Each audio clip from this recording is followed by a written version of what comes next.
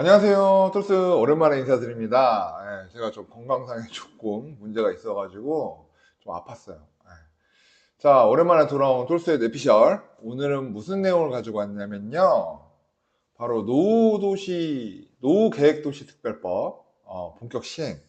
예, 내달 선도지구 규모 기준 등 발표. 그래서 이전에도 노후 계획 도시에 대해서 영상 한번 올려드렸어요. 5월 중 선도지구로 규모 기준 발표하고 이 특별법이 본격 시행되는 것이 발표가 됐기 때문에 한번 짚어보는 시간, 그리고 이 계획도시 정비 지원에 관한 특별법에 관련해서 투자 포인트는 무엇이 있는지, 또 무엇을 조심해야 되는지 한번 따져보는 시간 간략히 가져보도록 하겠습니다. 자, 보시죠.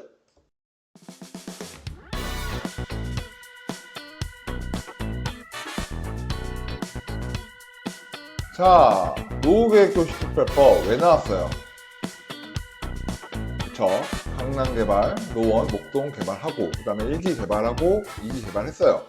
근데 3기까지 시간이 너무 오래 걸리는 거야. 자기네들이 생각해도. 정부에 생각해도 뭐 빨리 한다고 했는데 보상 문제도 그렇고 너무 오래 걸리는 거야. 그러니까 그 사이에 공급 부족을 해결하기 위해서 노후계획도시특별법이라는 안을 들고 나왔죠. 과연 현실성이 있는지 한번 따져봅시다. 일단 인허 가치, 공급 부족 사태 계속 벌어진다는 거는 너무나 작년부터 많이 말씀드렸기 때문에 너무나 아시는 이야기고요. 올해가 문제가 아니라 내년, 내후년은 더 심각할 겁니다. 그래서 공급 문제가 이렇게 차질이 생긴다는 건 정부에서도 명확히 더 잘 알고 있는 부분이에요. 그러다 보니까 할 수 없이 이제 이런 안까지 꺼내게 들게 된 것 같은데, 일단 각 진영 정치적인 얘기를 해야 되는데, 여당 같은 경우는 이제 규제 완화, 과세 완화 뭐 이런 쪽으로 가려고 했고, 야당은 이제 반대적으로 좀 규제를 강화하고 임대주택 쪽 위주로 하려는 그런 부분이 있죠. 근데 둘 다 갖고 있는 숙제는 한 가지예요. 뭐냐면 신규 공급에 대한 해답과 부재. 이 상위 신도시가 공급될 때까지 과연 이 신규 공급을 어떻게 풀어 나갈 것인가에 대해서는 양쪽 두 진영 다 답안지가 없는 거죠. 그러다 보니 양쪽에서 공통적인 답을 낸 게 결국에는 노후도시특별법. 그래서 여당이나 야당 모두 이 특별법에 대해서 반대할 명분이나 또 반대했을 때 정치적 이익을 받을 부분은 전혀 없어요. 그래서 민주당도 또 국민의힘도 뭐 동시에 이 안에 대해서는 적극 동의하는 바인 거죠. 과연 지금 어느 노선이든 결국에는 3기 신도시에 대한 신규 공급을 지속적으로 어필하고 이야기할 수밖에 없는 상황이고, 그리고 그 이면에는 시간이 오래 걸릴 것을 본인들이 알고 있기 때문에 재건축에 대한 공급을 늘리겠다는 이야기를 또 추가적으로 할 수밖에 없는 부분인 거예요. 저는 이런 생각을 해요. 광파네? 재건축 공급, 노후계획도시특별법 하면 빨리 재건축 공급할 수 있다는 논지인 건 알겠는데 과연 그렇게 빨리 될 수 있을까? 이런 생각을 해보게 됩니다. 자, 3기 신도시 언젠간 된다. 뭐, 뉴스 보면 항상 뭐 당장 뭐가 될 것 같고, 뭐 교산지구, 뭐 당장 뭐 창릉지구 뭐 막 될 것 같잖아요. 근데 우리가 1기 신도시의 진행 과정, 그리고 2기 신도시의 진행 과정을 봤을 때, 그리고 지금 3기 신도시 같은 경우는 이전 1기, 2기 때보다 보상 과정이 더 어려워요. 음. 엄청난 경기 침체를 때려맞은 상태에서 보상을 해야 하거나, 아니면 뭐 군사 독재 이런 걸로 보상을 하거나, 그런 절차가 중간에 스트라이크가 발생을 하면은 좀 빨라질 수 있겠지만, 현재 사이클상으로 봤을 때는 이 토지 보상 작업 이런 부분들이 생각보다는 원활치 않을 걸로 보이거든요. 보통 뭐 70% 됐다, 뭐 80% 됐다, 뭐 이런 얘기 하잖아요. 그 7, 80% 보상된 게 문제가 아니에요. 문제는 그 남아있는 10%, 20%. 그것이 보상을 하는 절차가 굉장히 어렵다는 거죠. 왜냐하면 자기 재산이기 때문에 분명히 이거를 헌법소원도 할 것이고, 나라를 상대로 소송도 할 거예요. 그럼 소송을 하면 1심, 2심, 3심, 그냥 4, 5년 그냥 훌쩍 지나거든요.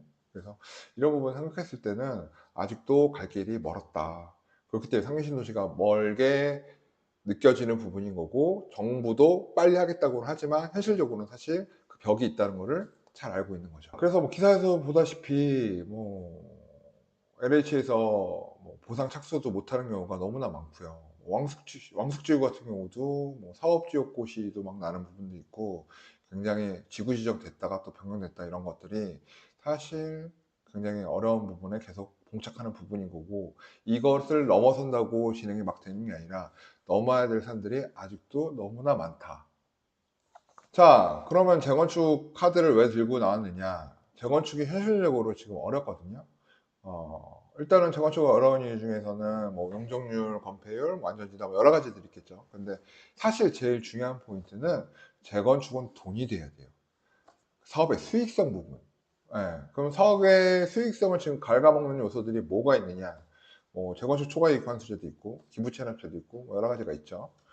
그래서 재건축이 사실 어려운 부분이 현재는 산재하고 있습니다. 그래서 재건축이 사실 추가로 지금 막 공급이 되기는 굉장히 어려운 상황이라고 알고 계시면 될 것 같고요.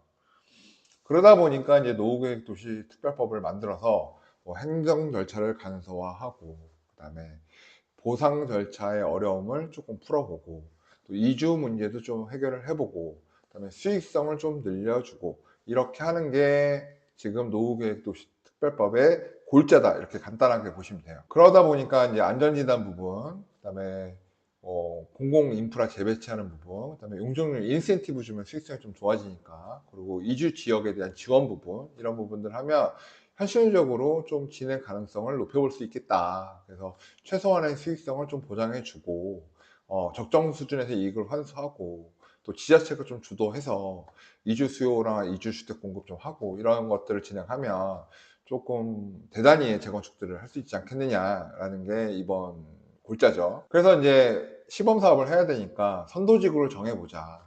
그래서 지금 많이들 이야기되는 게 일기 신도시죠. 물론 노원, 상계, 서울도 해당되는 부분이지만 분당, 일산, 평촌, 삼본, 그리고 중동, 일기 신도시잖아요. 그래서 일기 신도시에 대한 재건축을 좀 밀어붙이는 쪽으로 방향성을 좀 잡고 있는 것 같아요. 지금 분당 같은 경우는 이제 9만 세대, 그리고 일산 같은 경우는 지금 7만 세대 정도 되죠. 그래서 분당, 일산이 아마 가장 타겟팅이 제일 먼저 될 것 같고요. 평촌 쪽에서도 관심이 굉장히 많다고 해요. 사람들이 말하는 확률 높은 진행 지역은 일단 분당, 그리고 일산, 그리고 노원구 상계, 그리고 목동.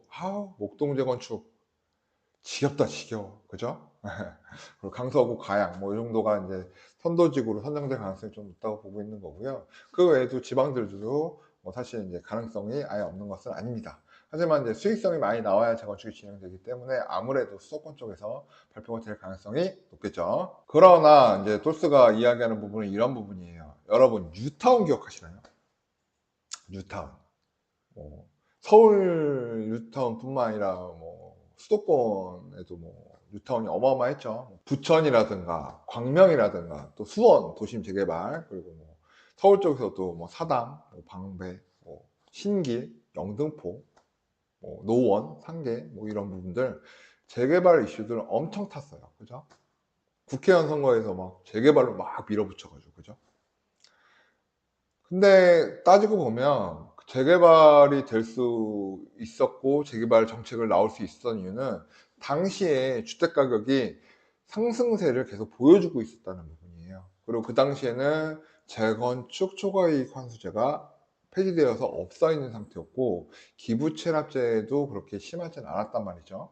그래서 사업성이 확보가 됐었기 때문에 그런 공약들을 걸고 마구 밀어붙였었는데, 결국에는 재건축 초과이익 환수제가 사업 진행 중에 부활하게 되면서 결국에 많은 재개발 지구들이 좌초를 겪게 되고, 그것들이 재개발하겠다, 뭐 사업지구, 뭐 지구 지정까지 다 되고 나서 지금 20년이 넘게 지났어요. 20년이 넘게 지나서 그 재개발이 진행된 지역들 보게 되면 현재도 진행 중인 지역들이 있고, 이제 공사 시작하는 지역도 있고, 그래서 20년이 지났지만 애초에 계획대로 되지 않았다라는 것을 우리는 생각을 해봐야 되는 부분이에요. 물론 선도지구였던 은평 뉴타운은 빠르게 되었었죠. 그래서 선도지구 정도는 빠르게 밀어붙일 수 있겠지만, 또 뒤이어지는 지역들은 그렇게 빠르게 될 수 없는 수십만 원 좀 넘어있고 한 수십 가지의 이유들이 존재한다는 거예요. 그래서 아마 선도지구에 대한 기획력 그리고 빠른 실행력을 지켜봐야겠지만 그렇게 희망적으로 전체적인 재건축이 이루어지기는 좀 어렵다 이렇게 보시는 게 좋을 것 같습니다. 일단 가장 큰 어려운 점은 보상 문제예요. 보상 문제. 일단은 집주인에 대한 보상 문제 그리고 세입자에 대한 보상 문제, 그래서 이주 관련된 문제들 이런 것들 지자체가 알아서 해라 라는 부분인 건데, 분당 일산 뭐 이렇게 뭐 만세대 이렇게 묶어서 선도지구 간다고 하면 그 만세에 대한 이주에 대한 부분, 보상 부분 쉽지 않다는 거죠. 그리고 보상해 준다고 해서 그 사람들이 네 알겠습니다 하고 뭐 사인하고 이 돈 받고 나가겠습니다 하고 이 돈 받고 뭐 재건축 동의하겠습니다 하겠냐는 거예요. 재건축 초과이익 환수제가 없었을 때도 힘들었단 말이죠. 근데 재건축 초과이익 환수제가 지금 존재하는 상태에서 용적률 인센티브를 준다 한들 그게 수익성이 얼마나 크게 보장이 될까? 그럼 집값이 막 오르는 와중이어서 이것이 보상을 받고 철거를 하고 이주를 하고 준공이 다시 나고 하는 그 일련의 시간들, 그 시간 동안 집값이 엄청나게 오를 거라는 확신이 있으면, 이거 재건축하면 새 아파트에서 집값이 엄청 비싸지겠다는 확신이 있으면 오히려 좀 보상 금액이 적어도 사인을 할 가능성이 큰데, 지금처럼 주택시장 보합, 누구는 하락을 얘기하고 누구는 상승을 이야기하고, 근데 상승을 얘기하는 사람 중에서 폭등용자는 아무도 없어요 지금. 경제 현상이 지금 보합이냐 강보합이냐 혹은 약보합이냐 뭐 이런 수준이기 때문에 사실 뭐 확실한 주택가격의 폭등 이런 게 지금 보장되어지지 않는 상태에서 과연 보상금에 대한 합의가 쉽게 나올 것이냐, 그리고 그 이주 지역에 대한 부분도 해결할 수 있을 것이냐, 그걸 지자체들이 해결할 수 있을 것이냐, 이런 부분들은 사실 너무 어려운 숙제라는 생각이 듭니다. 자, 그래도 제초안이지만 그래도 재건축이 진행되는 단지들이 있잖아요 라는 이야기의 반론이 나올 수 있어요. 자, 있죠. 반포주공 1단지 DH크레스트 아마 내년 분양하겠죠. 자, 이 단지 같은 경우 새로 준공이 나게 되면 기존 주거 환경하고 새로 바꿔진 환경은 어마어마한 차이가 납니다. 그렇기 때문에 가격, 보상금 문제가 아니라 새로 준공됐을 때 신규 아파트의 가격은 지금의 주거 환경의 아파트의 실질적으로 갖춰졌을 때는 어마어마한 가격 차이가 벌어지게 돼요. 이렇게 되면 보상 문제라든가 분담금 문제가 좀 세더라도 좀 소화할 수 있는 부분이 있죠. 그리고 우리가 또 생각해 봐야 되는 부분은 반포주공 1단지가 언제 준공됐어요? 잠실주공 5단지가 언제 준공됐냐고요. 분당 평촌하고 상대할 게 아니에요. 너무나 오래됐다는 거죠. 그러면 과연 반포주공 1단지에 집주인이 자가로 거주하는 케이스가 얼마나 될까요? 별로 없다는 거예요. 손바뀜이 재건축 이슈가 탄 지가 벌써 반포주공 1단지 같은 경우 20년이 됐어요. 20년 동안 재건축을 한다 안 한다 한다 안 한다 한다 안 한다 한다 안 한다, 보상을 한다 안 한다 한다 안 한다, 어디 건설사가 한다 안 한다, 이게 거의 20년 동안 왈가왈부가 있었단 말이죠. 그러면서 투자자들이 손바뀜이 되고 또 그 와중에 오른 집값으로 인해서 나는 분담금 낼 능력이 없으니까 이 집값이 올랐으니까 이걸 팔고 옆으로 이사를 가고 그걸 또 투자자가 사고 그래서 또 임대를 주고, 그래서 대부분 임대로 거주하는 사람들이 대다수라는 거예요. 그리고 갖고 있는 소유자들은 대부분 투자로 샀다는 거죠. 자, 여기서 포인트. 분당, 평촌, 일산 다 그런 투자 목적으로 샀을까요? 대부분이 자가 거주인 경우가 많을 거예요. 아마 50% 이상이지 않을까 생각이 듭니다. 그럼 그 사람들한테 갑자기 분담금을 내라, 분담금 뭐 8억을 내라, 5억을 내라, 가능할까요? 그럼 그 사람들이 그 집값이 올라서 팔고 나가야 되잖아요. 그러면 집값이 올해 내년 내후년 막 올라줘야 되는 그런 상황이 벌어져야 된다는 거죠. 이게 전체 집값이 올라야 재건축 이슈 탄단지도 오르는 거지, 재건축 이슈 탄단지만 따로 개별적으로 오르기는 거의 불가능하거든요. 결국 재건축은 큰 돈을 벌 목적인 수단을 가지고 투자자들이 모여야만 진행되는 사업이라는 걸 인식을 해야 된다는 거죠. 자, 그렇기 때문에 선도지구 지정된다 하더라도 쉬워 보이진 않아요. 그래서 지금 2024년도에 일단 특별법 제정되고 가이드라인 발표됐지만 이제 선도지구 결정되고 뭐 지자체 선정하고 뭐 이런 부분이 있겠죠. 하지만 이 협의하고 분쟁하고 고통의 시간이 아마 10년 혹은 15년 이상 걸린다고 저는 보고 있습니다. 물론 은평 뉴타운처럼 빠르게 진행된 케이스가 있으니까 선도지구 같은 경우 역세권으로 과감한 용적률 인센티브 막 300%막 이렇게 주면서 과감하게 진행할 수도 있겠죠. 그죠? 예, 국민들이 지금 공급에 대한 불안을 떠니까. 예. 근데 그 와중에 또 무슨 문제가 있냐면 2026년도에 지방선거가 있고 또 2027년도에 대통령 선거가 있어요. 이번 뭐 총선 결과에서 봐서 알겠지만 그런 사회적 합의가 나오기는 과연 2026년, 27년에 그런 사회적 합의가 나올 수 있느냐는 거죠. 아마 주택가격이 막 또 오르면 양도세에 대한 규제, 지금 양도세가 폐지된 게 아니고 유예된 상태잖아요. 양도세에 대한 규제, 그다음에 종부세에 대한 규제, 이런 부분들이 생긴다는 거죠. 공시지가 또 현실화한다면서요. 그럼 뭐 재산세도 늘어나, 종부세도 늘어나, 양도세도 늘어나. 시이익이 자가거주자, 현재 분담평촌의 자가거주한테 있냐는 거예요. 그렇게 분담금 내면서까지. 아니, 좋은 주거 환경에 살 수 있지 않냐. 그 고생을 하고 그렇게 해서 재산세, 보유세 더 내고 종부세 더 내고 양수세 더 내면서 그런 좋은 주거 환경에 살고 싶을까요? 저는 물음표를 내리고 싶은 거죠. 그래서 이게 정치, 경제, 사회, 그리고 국민적 여론, 사회적 공감대, 이런 것들이 모두 다 맞물려야 돼요. 그렇기 때문에 아마 협의와 분쟁의 고통의 시간이 굉장히 길 거라고 생각해요. 이게 불가능하다라고 얘기를 하는 건 아니에요. 물론 재개발 같은 경우도 서울 지역도 그렇고 수원 지역도 그렇고 최근에 이제 준공 난 것들이 있어요. 근데 준공 난 것들이 있기 때문에 불가능하다, 이건 해서 안 된다는 얘기를 하는 게 아니에요.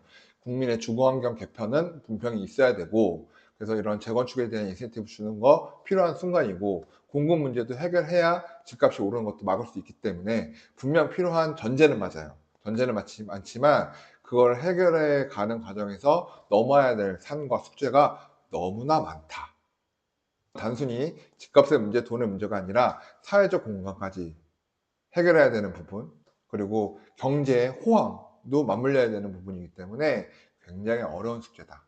그렇기 때문에 아마 재개발보다는 그래도 좀 합의를 이끌어내는 부분이 조금 쉬울 수 있으니까 한 15년은 지나야 좀 뭔가 진짜로 일기신도 진짜 재건축 되네, 이제 철거하던데, 뭐 이런 게 10년 15년은 지나야 좀 유형적으로 보이지 않을까 생각을 합니다. 그래서 이건 너무 공급 부족에 대한 국민의 어떤 우려를 잠식하기 위한 좀 이빨림성이 아닌가 생각이 듭니다. 어차피 해야 되는 일은 맞아요. 그래서 지금부터 하는 것은 맞으나 좀 뉴스 기사나 뭐 정치적 기사 이런 것들을 보게 되면 생각보다 빨리 되는 것처럼, 뭔가 빨리 진행되는 것처럼 이야기를 하는데 쉽지 않아 보인다, 이런 생각이 듭니다. 자, 결론입니다. 이 영상을 보는 일기신도시 투자하려고 했던 사람들, 일기신도시 갖고 있는 분들은 화가 날 수 있겠죠. 저 새끼는 왜 저렇게 얘기하는 거야? 뭐 이렇게 할 수 있죠. 일단은 선도지구는 좀 빠르게 될 가능성이 있어요. 선도지구에 이제 되시는 분들은 좀 축하드릴 부분인 거고, 아무래도 정책적인 지원, 또 예산적인 지원이 좀 많이 있을 거니까 그런 선도지역이 되는 것을 보면서 아마 일기 신도시들의 어떤 용적률이 좀 현재 낮고 지분율이 좀 높은 아파트들은 단기적으로 가격이 한 스텝 레벨링 되는 효과는 볼 수 있을 거예요. 그죠? 예. 야, 여기 선도지구 되더니 이제 집값 오르던데? 그럼 우리도 다음 지구 선정되면 오르는 거 아니야? 매도자들이 이제 물건을 걷어들이고 재건축 되는 거 아니야? 하면서 또 매수자들이 또 들어오고, 이러다 보면 아무래도 가격의 레벨링이 업스케일링 되는 효과는 분명히 있겠죠. 내가 이쪽으로 분당으로 이사 가고 싶고 평촌으로 이사 가고 싶고, 내가 나이가 뭐 30대 초반이다, 근데 한 50대 혹은 40대 후반 돼서는 분당에서 평촌에서 일산에서 정말 멋있는 새 집에서 살 수 있는 희망을 가지고 매수에 참여하는 거 굉장히 나쁘지 않은 선택, 굿초이스라고 생각을 해요. 이미 이제 얘기가 나왔기 때문에 정말 좋은 선택이라고 생각을 하지만 뉴스에서 얘기하는 것처럼 단기적으로 뭐가 막 되지는 않을 거다.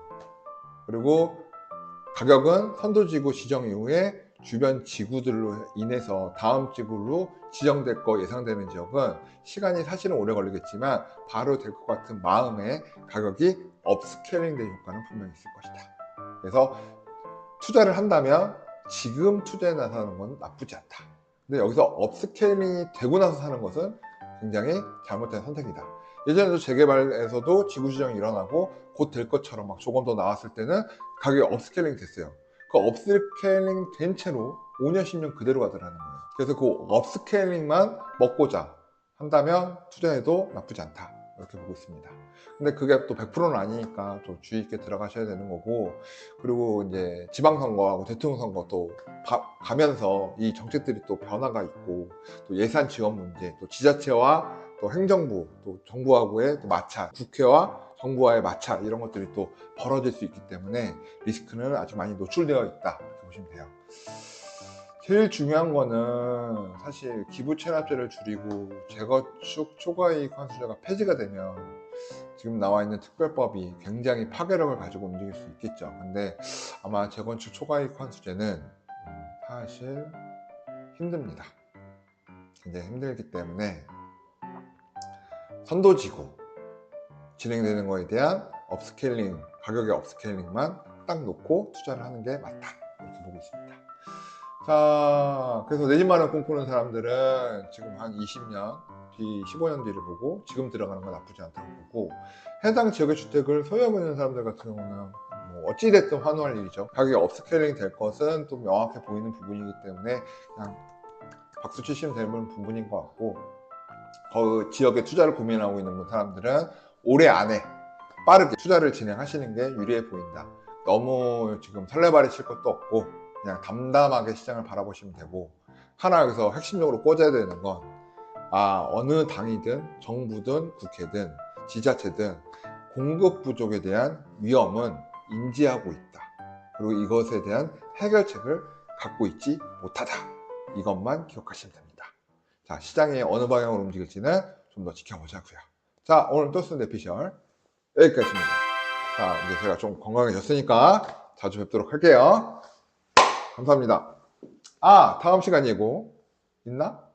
없네요. 자, 금투세 이야기 할 거예요. 그래서 금투세에 대해서 똘스의 내피셜로 저는 또 금투세 어떻게 생각하는지 한번 이야기를 나눠보는 시간 가지도록 하겠습니다.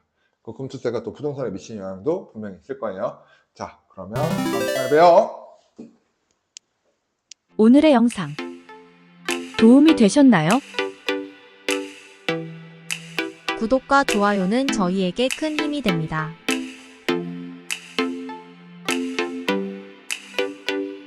오래오래 우리 함께해요.